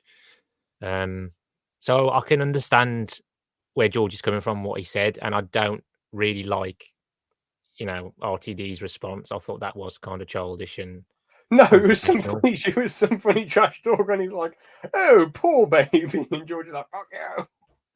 No, but that's not. I don't think that's I don't know whether maybe he thought, "Oh, this is like some troll or trollish behaviour," but with the way maybe George said it. But I think, but at the same time, George is trying to say like, "Oh, so you're going to do this next as well because you're doing this to Davros and change these characters." But it was funny when George but it was funny when he put libs, prosthetic libs. I mean, I know that George spelt that wrong, but I still think still don't think RTD should have responded like that. Personally, I just I think either shouldn't have responded, or should have been, or maybe even just consider what he said or be respectful about it. I don't know. I mean, yeah, I guess you have got a bit of a point, but I did put that George was right. I just thought RTD put a funny bit of trash talk in when he's like, "Oh, poor baby." And Ben even put, though, George, you have to take the L on this one. I don't know whether Ben is as bothered about it, though. I'm not sure. Didn't seem like. Yeah, he only said that, then he left it there. But no, I mean, like, I don't know whether he's as bothered about Davros being changed either, though. I don't think he really cares. I'm not that bothered. I do think George is right. I think it's stupid, but I don't. I just think, like, you know, what celebrity is going to get in a big argument with someone? Even though George is right, what celebrity is going to start waffling on and saying, "Oh well, I'm going to keep Davros the way I want him to be kept," and this, that, the other. They're not. They're just going to put some little small response, because otherwise they'd be responding to a million comments. But yeah, it is.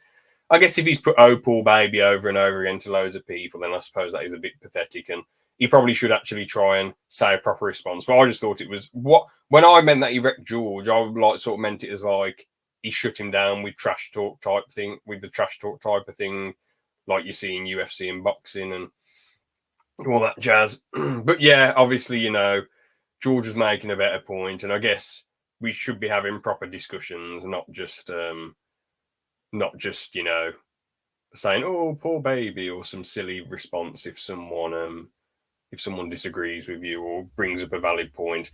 I mean, I guess if I was RTD and I did, I mean, I wouldn't do that because I think it's stupid what he's done. But I guess I'd just sort of say, I don't know, like, well, if you're not a fan, then don't bother watching, or I just ignore it or whatever.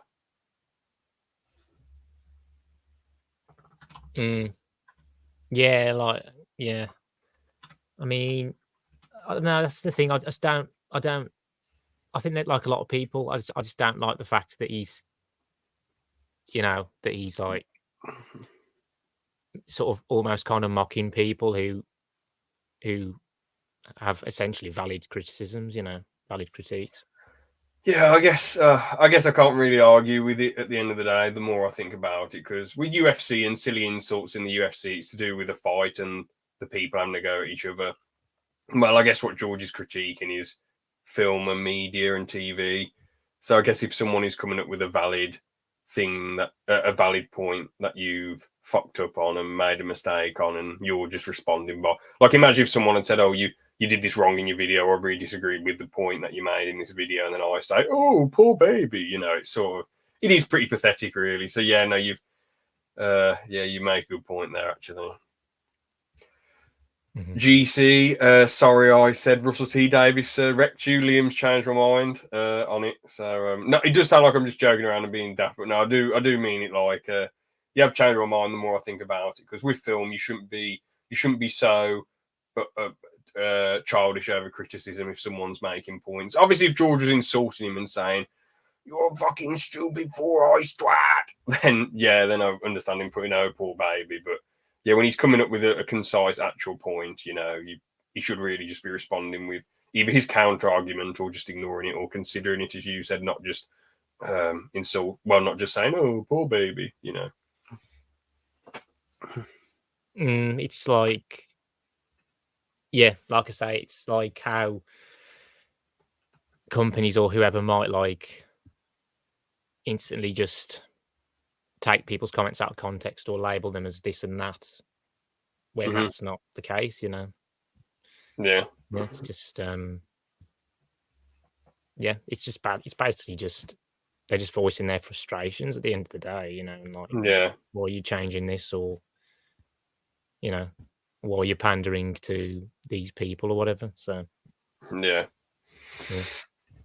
Well, and yeah, I mean, I'll just say one final point. At the end of the day, with him being a villain, his personality is evil. It's got nothing to do with him. Like, it's not him. It's not him. Him being disabled isn't what makes his character a villain or bad. It's just him, his personality. So it's a bit ridiculous to just try and pander to people and getting rid of Davros's disabled aspect, because I'm pretty sure it wasn't just done for the sake of it. Like, I swear he used to be a human, but he got blown up, and that's why he's like in war or something, or he was an alien and he got blown up in a war, and that's why he's in that sort of that's why he has to wheel around like a Dalek or something. It's something like that. Yeah. There's an actual. So he did used to be a you know, just an alien walking around and stuff, but then that happened to him, so he couldn't walk or whatever. So it wasn't just done out of nowhere. But yeah, it's either way, even if it was just his character in the first place, it's not like they're having to go at anyone who's disabled. They're just that's just part of his character. Yeah. Yeah. Like I say, it's happening to other things, as we know. Changing characters, changing established characters. Yeah. For what for like an agenda or whatever. It's just but at least when it comes to the new Snow White film, the Daily Wire with their film company have come out. Did I send you the Brett Cooper Snow White or send a picture of it? You might have. I've seen. I haven't really watched the trailer, but I've seen it about like on YouTube and whatever. Yeah, it's Snow White and the Evil Queen. Yeah, and yeah. I mean, fair enough. I hope that one whoops the Disney version. That'll be it could very well do so. Yeah, like I say, it's just Disney and just having flops all over the place. So they just don't listen to rightfully so. Yeah, indeed, they just don't listen to their their audience. They just want to. Yeah, they basically just. I was going to say they just want to keep shoving nonsense down their audience's throats. Yeah, unsurprisingly, the Marvels has flopped. Who would have thought? Yeah. Yeah. So, Guardians do well. Guardians of the Galaxy 3. Yeah, actually did all right. It did. I don't think it made quite as much as the second one, but it wasn't far behind, and it made more than the first one. I mean, I know, I don't know whether it just inflate. Yeah. I was going to say 845 million. That is really good. Yeah, not too bad considering. Yeah, it's pretty. Yeah, I mean, it's the most that one of their films has made in a while, I think. Just look at the Marvels.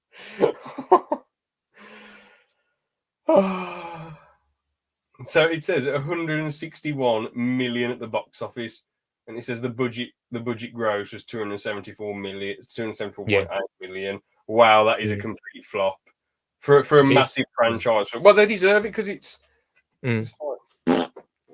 Yeah, like everyone predicted it as well. It was no surprise at all.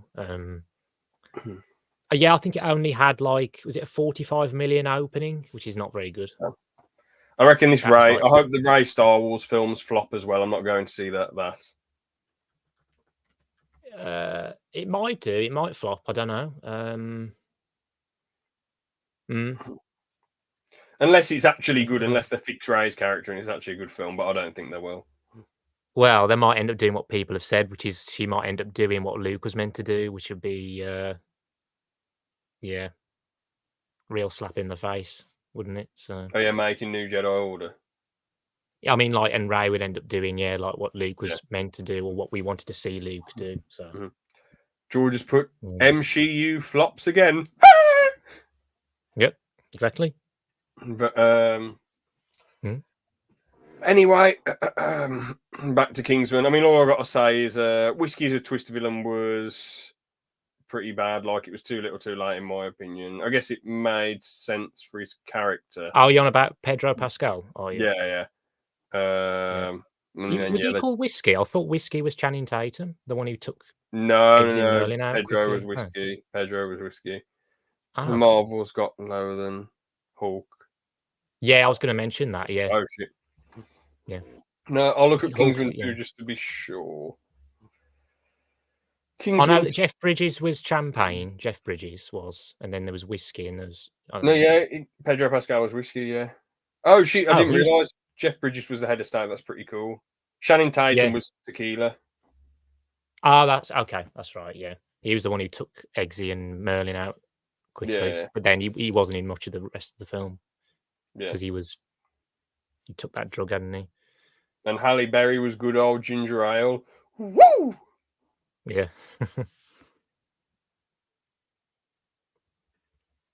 But I guess overall I'll give it a bloody 6. It's bang on average, slap bang average. And I want to make my average rating lower now.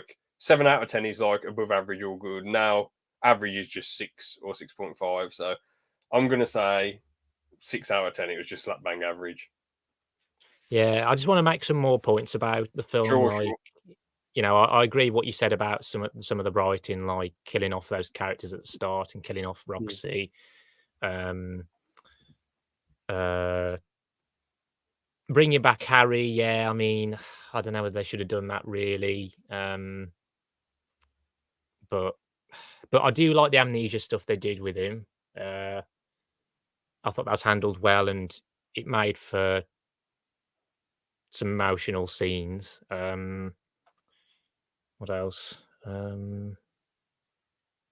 I felt like, yeah, because I mean, Harry killed Pedro Pascal, killed Whiskey because he thought, oh, he doesn't trust him, and then, but then because we've already established how they can bring Kingsman agents back with Harry, they did it again with, you know, with Whiskey. Well, Eggsy did it, didn't he? Use that thing on his head, and then he quickly recovered.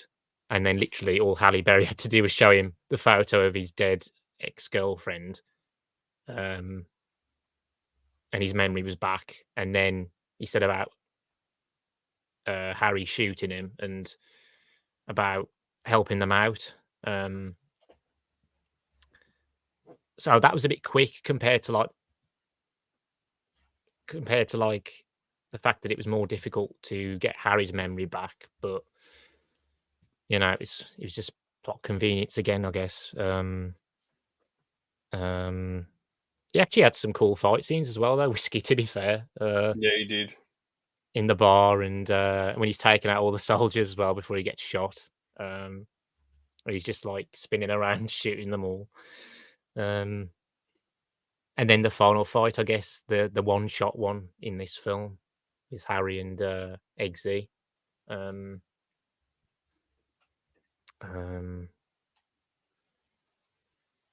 Yeah. But what else was there? I mean, okay, I can kind of understand why they brought back Charlie, because, I mean, even though I wasn't really a fan, especially when I saw him right at the start, because I kind of wanted him to stay dead as well from the first film. Like, I can kind of understand that it's an interesting premise bringing him back, because then as like one of the main villains as well, because like him and Eggsy had that rivalry in the first one, and now he's back and he's kind of like he's always like a thorn in Eggsy's side. You know, he's like a bad smell. Yeah. And I guess he ends up being more skilled because he's got the cybernetics or whatever, like the so I guess that might have some interesting fight scenes and whatnot. Like you said, the main villain, the woman, Julianne Moore, she didn't actually do much, like you say. She was just stayed in the same place the whole time, and then, you know, then they used the did they inject her with that drug? So Yeah, she yeah, told and them the Eggsy. password. Yeah, and Eggsy gave her too much, and she overdosed. Well, she deserved it because she was horrible anyway. Yeah, exactly. Yeah, because I thought they've killed her, but I thought there's got to be something else that happens. But I couldn't remember what happened. But then Pedro Pascal popped up because, you know, he was on the way to them, and then that's where, because I remembered that there was a one-shot fight scene in the bar at the end, but yeah, I don't think I remembered him being in the film. That's the thing. But of course, all of those scenes I remembered were him, those fight scenes. But that was cool. And then of course they end up killing him with the shredder as well. Or was it the meat grinder or whatever it's called? It's quite brutal, that sort of thing. But yeah. I guess if he was trying to kill them, so they've got to defend themselves. Yeah. I mean, and there was a happy ending, you know, like Eggsy got married to the Swedish princess, didn't he? Yeah. And Channing Tatum recovered. Because Halle Berry said to him about sticking to the alcohol, didn't she? Sticking to the booze instead. Yeah. And then the last scene is Channing Tatum going to the new tailors in London, is it? I think. Oh yeah, and we actually saw Eggsy's mom at the wedding, didn't we? It was only one shot, No, I but we didn't know. saw her. Yeah, it was literally one shot of her like because she unfortunately didn't get any more screen time in the It sequel. would have been funny if Dean had busted into the wedding and gone, "Fuck you, Magsy!" and then he just shoots him. Eggsy just shoots him in the face. Okay, just shoots it in the church. Yeah. Oh God. And everyone goes, "Ah!" Then that's the end of Kingsman. Oh God. That's just the end of the whole franchise. Yeah. Brilliant. I imagine that, yeah. But yeah, I mean, happy ending, and I think, yeah, it's definitely, like I say, I don't think this film's as good as the original. Even though I did enjoy it and I liked the action scenes, and like, despite some of the questionable decisions and some of the stuff that I think cheapened the original and like sort of pooed on some of those scenes from the original. I still, like I say, I still did enjoy it, so I'd probably give it like a 7.5 out of 10, I think. Okay, fair You enough. gave it 6. You gave it 6, did you? Yeah. Yeah, like I say, I don't think it's by any means personally a bad film or a bad sequel, but I just think, I just definitely think they could have made some different decisions, and had some better writing here and there. So, yeah, that's basically how I feel about the second one. Yeah. I'm shocked, as you just saw then. I'm absolutely shocked now, but fair enough. I can see How do you think I'd rate it lower? Did you? Or well, I mean, your taste is obviously different to my taste in films, so I thought you were probably giving it like a 7, but yeah, 7.5, fair enough. Now on to Kingsman 3. Or The Kingsman. Oh, yeah. The Kingsman, however you want to say it. The Kingsman, yeah. Yeah. So, I mean, all I got to say about Kingsman 3 is it's just a load of fucking shit. All right, thanks for watching, everyone.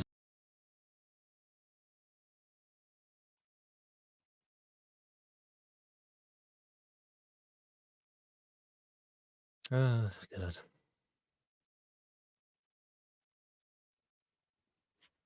Well, I have taken over. No, I guess. No, it wasn't very. It was average overall, but yeah, I might as well start talking about it. So, Kingsman 3, it starts off in some war somewhere. Tywin Lannister, well, his real name, Charles Dawes. He's like, oh, yes, we need to sort this out, don't you? And then Voldemort's wife gets shot. And then he's like, well, I'm not going to let my son get a ward or do anything like that, thank you. Yeah, so that's that. We get this Scottish villain who, honestly, I think he's fucking dreadful as a villain. He's boring. He's a bit intimidating, but we don't even see his face until the end. And he's a character. He's not like an interesting twist villain. He's just the character he was just some random twat I'd never known. And when they have to show you a flashback scene of who the villain actually is, it shows it wasn't a good twist at all because they had to show you who he was because no one would have known because it was just rubbish. But yeah, I think it's stupid because they don't show his face because we don't see his emotions when he's speaking. And, if you're going to like keep a villain's face away, then it should be more of like a calm antagonist who doesn't emote too much, who's a bit more like, just a bit more like, I don't know. And also, if you're going to show their face, make it like halfway through, like Syndrome in The Incredibles. They keep his face hidden and he's not going, oh, I hate Mr. Incredible. He's very stoic and like calm and like, he's like, oh yeah, invite him to dinner and all this jazz. And like, he's very calm about it, which is cooler. And then when he actually meets Mr. Incredible and you see his face, that's when he's actually angry and stuff. And I get that they show flashbacks of Syndrome, but like, he actually says, Mr. Incredible says, oh, it's Buddy. And then it's a flashback that it's not a flashback from like a previous scene. It's a flashback where Mr. Incredible, he's like, you fucked me over and made me pissed off, and he's ripping his Mr. Incredible photo off the wall. But yeah, shit villain. But Rasputin was quite funny. I enjoyed him. I think he should have just been the main villain for the laughs, to be honest with you. He was, yes, very crazy guy, definitely. There lived a certain man in Russia long ago. He was big and strong. Most people look at him with terror and fear. But to Moscow chicks, he was such a loving dear. I do know the rest of the lyrics, but I'm not going to sing the song. Mm-hmm. Yeah, he's quite, like I say, quite the weirdo. Yeah. I thought you'd be a big fan of him and think it, so. You don't you? Do you think he was a good character, or do you just think he's a mental case? I guess he was I suppose he was a good character, yeah. And Thingy, what's his name? Reese Ifans, I think, played him. I thought he played the part well, you know. Mhm. Yeah, I suppose he was a good character. He's just very weird. Yeah. Yeah. Wah was Putin, lover of the Russian queen. It was a shame how he carried on. One of them was something different first, and then the second bit of the chorus is. Well, I can't remember now off the top of my head, actually. Anyway, he was a good villain. Quite a tough guy. I liked how it built and built and built and built with the scene with him and Ray Fiennes, and he's like, "I ate poison for breakfast, you idiot!" And then he's drowning him and stuff, and have a big fight. That was pretty cool. But yeah, Ray Fiennes' arc of wanting to protect his son, it's all right, but it's just not very emotional. They just sort of seem like very reserved and like, well, blah, blah, blah, blah, blah, blah, blah, blah, blah, back and forth. But then eventually, Ray finds his son in the film, says, "Just because you failed to protect mother doesn't mean you shouldn't let me join the army, for fuck's sake." And then he's like, "Woo." But yeah, pretty much he's just, Dad, I want to go in the army. And he's like, "No, son, you can't do that." I just wish there'd be more discussion around like the dark side of the military and war in general, and why like people shouldn't be wanting to go to war, and how like there was so much propaganda of "we want you to join the army" and all that jazz, when, you know, war only like benefits the rich and powerful. It doesn't like help the soldiers. It just only just ruins people's lives. That's all it does. But yeah, I just wish there was more actually discussion back and forth, rather than just "I want to join the army," then him being like, "No."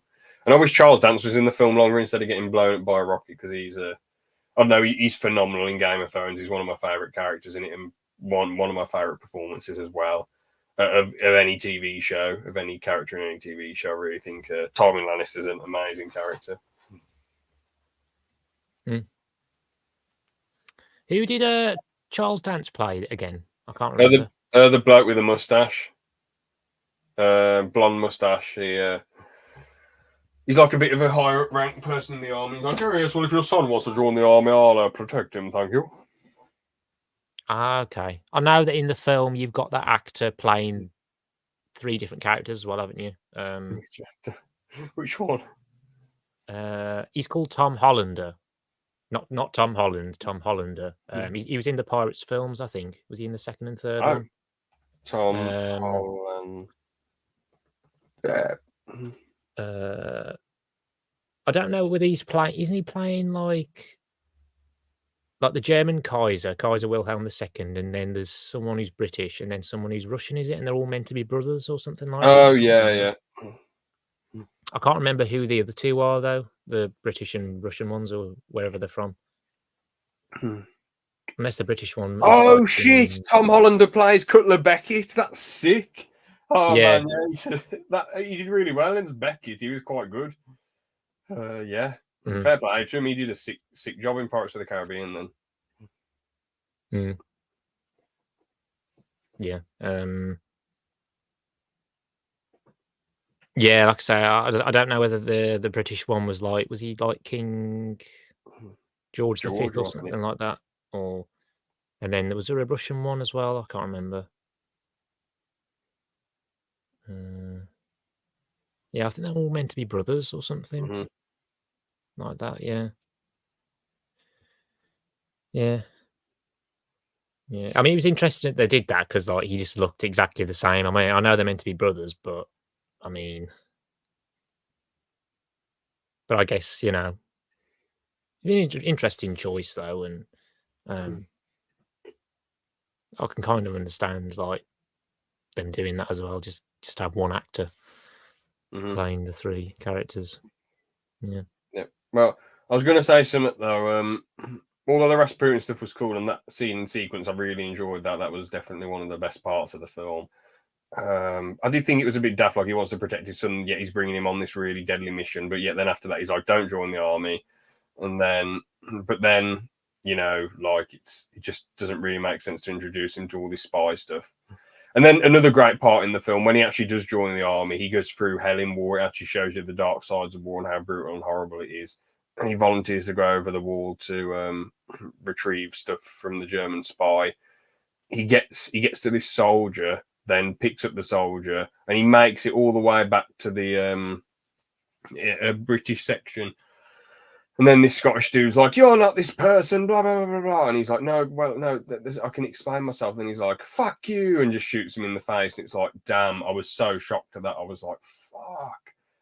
I was like, "Gee," I knew he was good. I was confident he was going to die because in the first one, Harry says, Kingsman was set up by a load of people because all their sons went to war, so no one could inherit their money, because they died, which is obviously really sad. But that's why I thought he was going to die. But the way he died was very, very shocking, and it's just sad that he was trying to do what he thought was the right, admirable thing, and defied what his dad said, and then just got mistook for a spy and shot and killed. And the speech from his dad was really heartbreaking as well at the funeral. That was really, really good speech, well acted. Him dealing with the grief was pretty good as well. And then the Northern lady's like, "You've got to snap out of it, man." And then that was, but I know it wasn't just that. Like, obviously, she came in and they were, had a really good emotional scene. Yeah, it was good. That's probably the best part. That section was probably like the best part of the film, to be honest. And then everything else I just found either like below average or average, really. I thought the final sequence, I just got kind of bored. Like the fight itself was okay, but I don't know. I just kind of, I don't know. I just didn't really find it that interesting. The Scottish dude, just some angry dude who's like, "My family was took off our land," and it's like, oh, I'm just not that interested in what you've got planned, mate. You're just steering shit between countries, and yeah, it's just a bit boring, man. It's just a bit like, I just don't really particularly find it that interesting. So I guess overall the film, I know you will want to say some more stuff about the film, but I will give the film a 6 out of 10 again. I think Kingsman 2 is slightly better, but it's Kingsman 2. I'd rather watch that again because it's more consistent. But I think Kingsman 3 had like some individually better moments in like the World War One stuff. So yeah, that's all I've got to say. Yeah, so I think from what I remember, I did enjoy that final fight and how it resolved. Like, was it that goat or whatever it was got The goat? Yeah, I think it's the one that he back sliced. on He sliced the goat's horn off, and then he yeah. the goat stabbed him in the leg. So that was good. Yeah, I liked that. Yeah, like I say, I like the. I mean, I know I'm not really that fussed about like war films in general, but this was more of a war film. But I did like. I thought that was different, and how it was like during World War One, and like you say about how we follow Ray Fiennes' son for a bit, and I guess we get to see like him experience war and how dark it is and how difficult it is. But then, yeah, I thought that was really. I don't think I saw it. I don't know that I really would have saw it coming. When he just got shot all of a sudden by that Scottish soldier or whoever.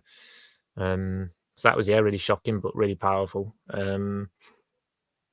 Yeah, like I said, the Rasputin stuff. Like, I mean, even though the character's really weird, I thought, yeah, that was acted well, and it was a good sequence, and it made for quite a creative fight. And Rasputin was just very, I guess he was just very skilled and very difficult to,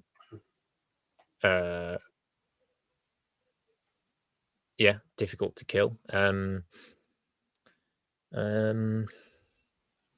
Just trying to remember what else, because I mean, I watched this one more recently than the first two, even though I've rewatched them yesterday and today now. But when you watched it once, so I'm trying to remember what else I can think of. I mean, yeah, to be fair, I didn't figure out who that villain would end up being at the end, but I guess it makes sense because it just ended up being that character. I'm trying to remember. I can picture him, but I'm trying to remember what role he had. Was was he like a naval officer or something? I'm trying to remember. Because supposedly he go over the balcony of the ship or something, and he was meant to have died. He fell into the water or something. Not sure. Right. I think that was that the flashback we saw or something like that. I don't know, but then he somehow escaped, and yeah, I mean, I didn't see that coming. Didn't figure that out, but I mean, yeah, I suppose it was like you say, it's kind of weird how it was a character we didn't really have much screen time. We didn't really get to know him that much, but I mean, personally, when I watched the film, I thought the first like half an hour was a bit slow, and then I started to get into it after, and I did end up enjoying it, to be fair, but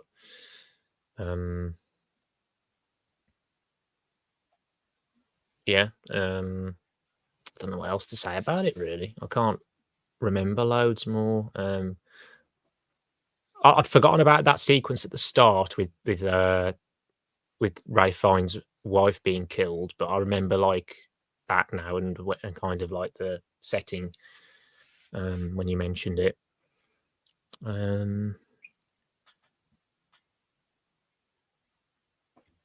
But yeah, I'd say, what would I give it? I'd probably give it, from what I remember anyway, because of course it's been longer since I've watched this film now compared to the other two, I'd probably give it an 8 out of 10 from memory. What? So, yeah. Fair enough, each their own. Yeah. I've still got to rewatch it though at some point. So, right, when was the last time you watched it? I can't remember whether it was early this year or it might have been last year, something like that. Been a little while, you know. But just didn't really have time to rewatch that one because I had to rewatch the first one yesterday and rewatch the second one today. So, I was going to say though, with some future reviews, because I don't know what films or things we can do next. I guess there might be some Star Wars shit that comes out, or I don't know if you're still watching much of Futurama or. To be fair, I need to get back to that. To be fair, fair enough. But I was going to ask, are you like any films that you want to review? Obviously, we said Total Recall. I think I mentioned Terminator like months ago, the first 4 Terminator films. But that'll probably be 2024. Anything you want to review?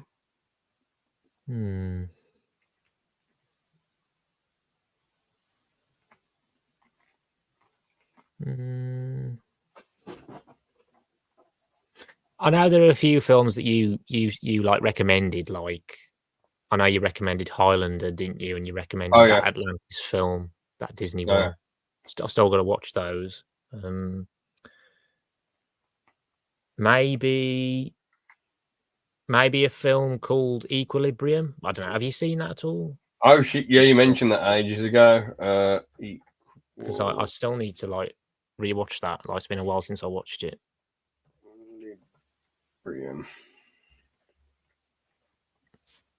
Yeah, IMDb give it an alright rating, but Rotten Tomatoes give it a crap one. But it's got a lot of different people in it. Christian Bale, William Fichtner, Sean Bean. Honestly, I don't know. I don't really know most of these people, but he's got them 3 in it. So yeah, like it's been a while since I watched it, but I remember actually like trying to watch it as a kid, but I wasn't feeling it. I wasn't getting into it. But then I rewatched it again when I was in like when I was in like year 10, I think, and I think I remember like enjoying it. But I should rewatch that again and see what I think. So maybe that could be one we could review. I don't know, perhaps. Yeah, I mean, I want my reviewing. So maybe we could just do 3 like films like that, Atlantis, and maybe Highlander. So it'd be cool to review. It'd be cool to review some random films rather than just like big franchise stuff all the time. Yeah, that would be different. To be fair, yeah, rather than like franchises like you said or trilogies. Yeah. So, I guess we'll leave that one there then. I was going to ask this after the podcast, actually, but I might as well ask now. Are you anywhere else with your TSSM SpongeBob SquarePants movie game? No, but I'll be able to get back to it soon though, because I've finished the Arkham Origins video now. So Oh, nice. When's that coming out? I'll schedule that for tomorrow. So yes, I can't so wait. it's finally coming out. It's finally What coming out time? tomorrow, so then I can get back to it. I usually schedule my videos for 9 a.m. Oh, okay. so that like I feel like it's meant to be like better so that it can get indexed and pop up on like YouTube homepage and recommended like later in the day, like in the afternoon or like at best time. I think I might do that then if that's the best thing to do. Yeah, it was just when I was looking at websites ages ago, like the best times to like upload videos on like certain days and whatnot. So cool. That's just what I stick to at the moment. Just uploading them at 9 a.m. Yeah. So well, hopefully, does Arkham Origins deserve a remastered as well? Yeah, fingers crossed. Yeah. Come on, hopefully. I mean, at least it's finally done now, and I can just focus on other stuff. Yeah, indeed. Well, I've got to be bloody up early tomorrow, so we might as well end it here. Oh yeah. See you later, everyone. That's all I got to say for today. Peace. See ya. Actually, come on, Liam. Give us the old gaming channel outro. Come on. This is the gaming channel, and that is all.